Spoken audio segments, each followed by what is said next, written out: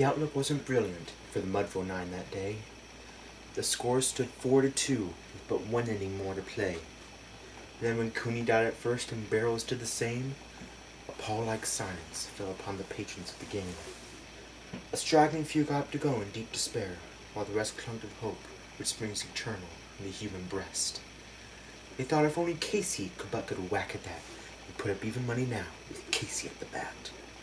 But Flynn preceded Casey, as did also Jimmy Blake, and the former was a hoodoo while the latter was a cake. So upon the stricken multitude grim melancholy sat, for there seemed but little chance of Casey getting to the bat. But Flynn let drive a single to the wonderment of all, and Blake, through much despised, tore the cover off the ball.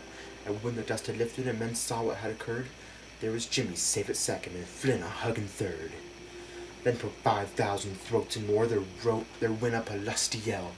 It rumbled through the valley, it rattled in the dell, it pounded on the mountain, recoiled upon the flat, for Casey, mighty Casey, was advancing to the bat. There was ease in Casey's manner as he stepped into his place. There was pride in Casey's bearing, and a smile lit Casey's face. And when, responding to the cheers, he lightly doffed his hat, no stranger in the crowd could doubt 'twas Casey at the bat. 10,000 eyes were on him as he rubbed his hands with dirt.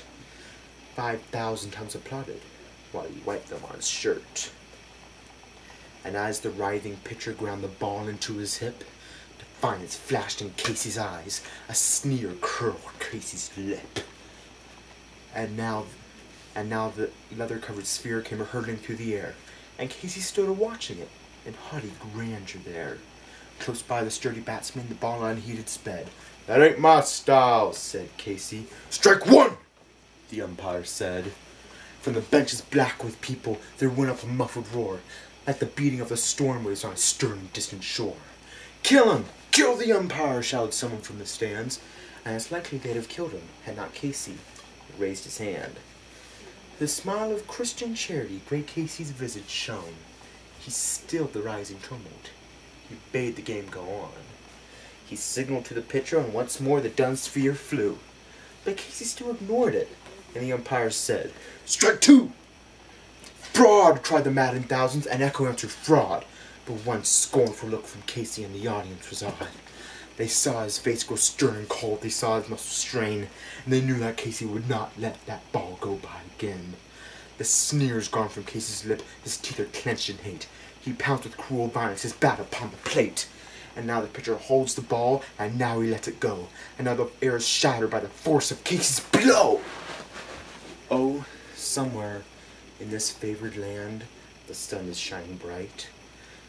The band is playing somewhere, and somewhere hearts are light. Somewhere men are laughing, and somewhere children shout.